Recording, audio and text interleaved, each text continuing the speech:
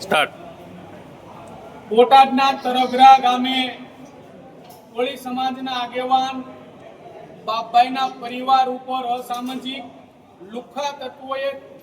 બાપભાઈના ઘરે જઈને જીવલેણ હુમલો કર્યો. એના બાપભાઈના સમર્થનમાં અને આરોપી યુદ્ધના ધોરણે પકડાઈ જાય અને એમાં ગંભીર કલમો ઉમેરો થાય એટલા માટે આજે એસપી કચેરીએ રજૂઆત કરવા ગયા અને બધા મળ્યા. પરંતુ સમાજના બધા આગેવાનો યુવાનોને મળી એવું નક્કી કરવામાં આવ્યું કે ક્યાંક ને ક્યાંક આ પ્રશાસન આ ગુંડા તત્વોથી બીવે છે, ડરે છે, જેથી કરીને જે ગંભીર ઈજા પહોંચાડી છે, જીવલેણ હુમલો કર્યો છે, ઘરે 5 જેટલા વ્યક્તિને ઈજા પહોંચાડી છે, પરંતુ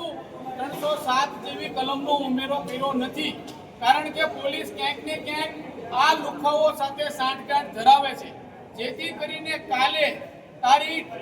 3/7/2025 ના રોજ બપોરે 12 કલાકે બોટાદ કોળી સમાજની વાડી મુકામે સમગ્ર ગુજરાતભરના કોળી સમાજના આગેવાન, કોળી સમાજના યુવાનો તમામ સાથે મળી એસપી કચેરીએ એક જ માંગ સાથે જશે કે એફઆઈઆર ની અંદર સુધારો થાય, 307 નો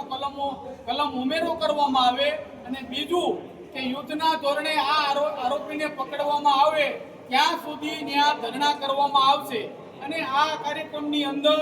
અહીંના સ્થાનિક ધારાસભ્યો ઉમેશભાઈ મકવાણા